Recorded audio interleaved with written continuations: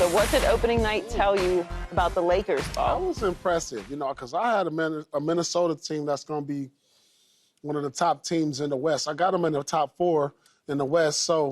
But what this tells me when I watched the Lakers last night is you have to play through Anthony Davis. He's your best player on both ends of the court. He gives you your best chance to not only make the playoffs, but to win a championship. Now, and I've been saying this for the last 2 or 3 years, if LeBron can take a back seat and allow Anthony Davis to thrive, because this guy has MVP caliber talent. I mean, we saw a guy that could probably be the best player in the league yesterday. Look at all the things he does on both sides of the ball. He has to be their best player. And if Anthony Davis is the Lakers' best player, they won't be a play-in team. They'll be a playoff team. And so that's what that told me yesterday. If they could continue to move the ball, they're not LeBron dominant, depending on him to make every play, then this could be a team that could make some noise in the Western Conference. Yeah, I thought they had a great game. AD was locked in. He was very physical. 36 points, 16 rebounds, 4 assists, 3 blocks, played 38 that's minutes. all world. Yeah, he was spectacular last night. And they also played really good defensively. Yes. They took advantage of the 15 turnovers. They were scoring. They were moving around. They felt like they were playing fast as well, which I really liked to see from them. Again, this is one game, but this is what we're dealing with. Minnesota did not look good, and AD was dominant. And I'm with you. If we can get performances like that from, listen to me, I'm hanging around you too much. If the Lakers can get What do you mean? the we. Oh, you got the purple on. It's all good. Okay, yeah, you know what? That's fine. That's fine. I was there. I was there last night. Yeah. I'm surprised nobody got on green, especially since we saw. You should have worn your Clippers jersey. Ain't nobody even. Come on, man. Stop it. Let's go. We just sorted it out. Let's keep the show moving, What man. did you learn about the Lakers last night, Keyshawn? I mean, it's one game. We got 81 more games to go. It was cute. Like, it felt good to, like you said, since 2016. I think 2016, Obama was in the White House at that point, right? That was a long another time lifetime, ago. yes. Yeah, that was so long ago. So when you look at that, I'm like, I was like, damn. When you said that just now in my mind, I was like, damn, that's right. But it was cool. It was good to see. And Paul's right.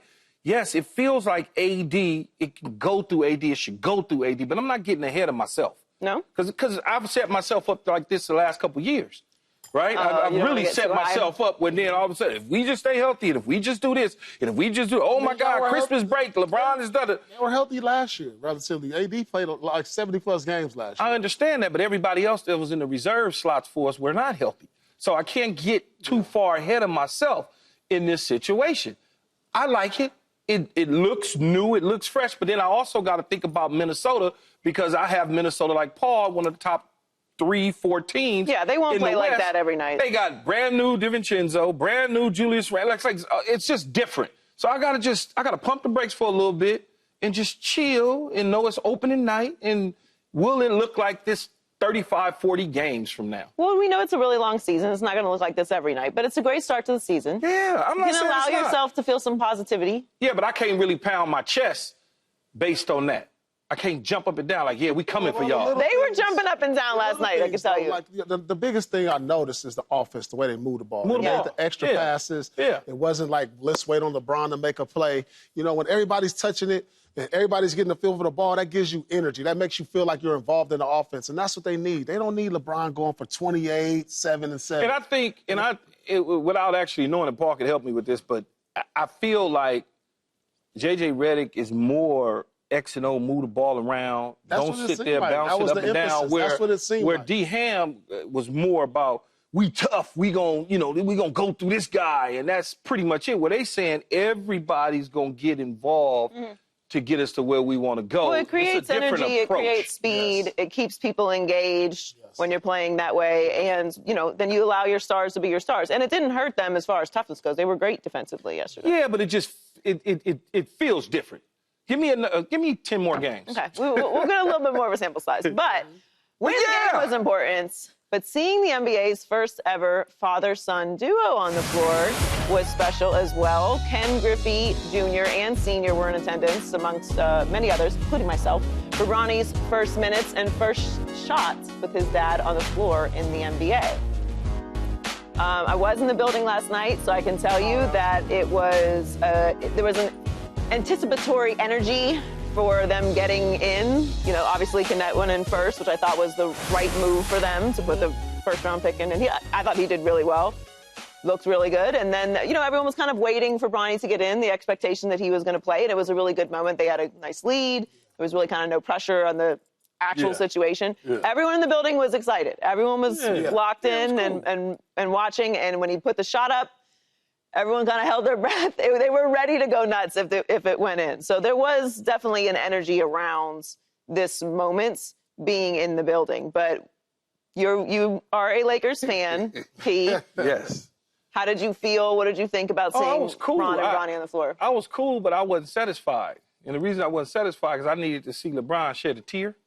Not only did I need to see him shed a tear, because I would have shed a tear. It would have just happened. It's funny you say that because I said to the people I'm with, LeBron has got to be more nervous than Bronny right now. Like, Bronny is probably excited and all that, but like, I would have came with them crocodile tears. I'd have been able to wipe it and come with it. And at the end of the day, I wanted him to play more. I get it. This is the moment. Okay, he played 2 minutes, 41 seconds. I get it. I wanted him to play a little bit more. I just wanted to see more. We got the moment. We got the picture, the snapshot.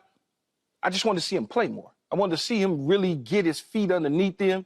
And that'll probably come in the next several games or whatnot. But I'm happy with it. It was cool. It was good to see, I wish I was still playing football and my kids, was able to play with me or something like that. Yeah. I definitely felt like LeBron had to have been more nervous. Man, he had to. Paul, I needed that tear, though. I just needed one. Just give me one. I'm sure he was holding it back. Even if he put the powder in his eyes. He can't do that, though. He can't. Why? But I mean, come on. Look, I'm all for men crying. I think it's important, but I think I understand. You know what I'm saying? We've been watching this anticipation build up since June. Yeah, but that's true. You can give them to me on draft night. You can give them to me. Yeah, there's no limit on crying. Yeah, there's no limit. I know. I didn't want to cry. Just a water the eyes. Just a water.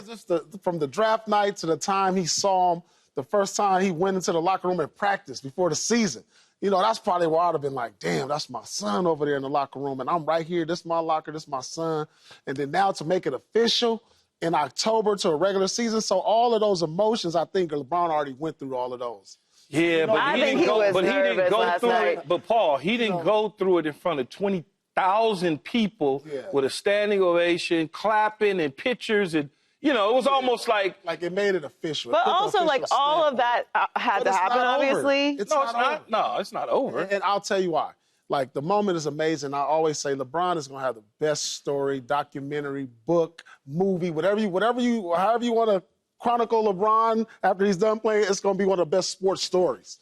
And so, but it's not going to be over, and I'm not going to be satisfied until I see Bronny score off of a LeBron assist. I thought that putback was going to be there. Or Bron score off a Bronny assist. That's what everybody came to see. Like, when Bron hit him right there, he missed. Everybody's like, yeah. But he missed the shot. That's what we still waiting for. Now we saw them both on the court, but now we got to see them. Okay, let's see them come together in a two-man game to where they score up on each other. Then we're going to write it up in the book. It's going to be like, all right, we can put that behind us. We can really focus on the game and the season. So it's still not behind us. So we got to see this again. I don't know. I think I disagree. I think that I'm glad that they did this in game one. I'm glad that it's the initial introduction is out of the way. People aren't constantly asking. They did it game one. Yeah, because you don't want to have to go to every press conference talking about when are we going to see Bronny? Like, for what? Like, get this out. Do it at home. It's a nice night. It's the game opener. It was a good situation to put him in. They're up. Like, they ran the entire game. Yeah. Right. It was a perfect spot for it to just release all of that energy and tension and conversation. I don't know that I agree that it's going to – I mean, I know people still want to see that, but now I think everyone can kind of ease back. Like, all right, this moment is done. Now it's time for basketball. He's going to keep developing as a young player. 100%. And, he'll be treated as a rookie. I needed the tear. I still need that lob from LeBron or from Bronny to LeBron. No, you're going to get it at some point. Yeah. The tear would have been icing on the cake, though. Misha wants to cry. I just need the tear. If a tear had came out, I would have said this is scripted. No, now it's going to be scripted. I mean, the emotions. Think about it, though, Paul. The emotions of everything that you've, 22 years? Yep. So LeBron has played probably an extra I think it's 4 years. 3 or 4 years. Extra 4 years to get to this moment. I understand what you're saying, Paul, about getting draft night, okay, that's one thing. Okay, yay, draft night, all that. But to be on the floor, standing at the scores table, taking y'all jackets off, standing next to each other in the crowd for however many minutes it was, you can't tell me your stomach didn't just tighten up to the point where you like, think about all the emotions that you done been through as a single player, where you accomplished something. You might be a tough guy, so you probably didn't shed a tear. And Well, I shed a tear when we raised our banner. yeah. But You had won. Why you shedding a tear? Y'all raise your banner. Why you shedding a I'm tear? saying, like, he got all those emotions out draft night, taking the You got all the emotions out when you won. Practice. And you celebrated and you think drank about all it. night. It's nothing. It's thinking. It's thinking. It's like I can't imagine. Like, look how me and you and Joy are sitting across each other. I'm lacing up my shoes, and I look my son lacing up the shoes, and we taking the court in practice. Like right there. That I ain't the was same in front of 20,000 people. I think the emotions was actual like, to get to the actual court is Yeah. different because yes, I draft, want to cry he has to be joy. drafted, he has to go to practice, he has to do media day, So but he's like, seen all but this there's a lot buildup. that can happen, like. Things happen, you know? So, like, for it to, but like, the actually get to game, the I'm court in in the moment. Stadium. I just did a Nike commercial with cereal with my son. And Yeah, he already. I did mean, all like, those come things. on. He already did Nike commercials before. Yeah, it got I to understand that. That's cool. I did all that. But I ain't never stepped on the floor in Staples Center for, I guess it's 20,000, whatever it is. That's pretty sick. Man, you got to think That's about sick. that. I love it. Subscribe here to get the latest from Speak and go watch a few segments from our other shows on FS1.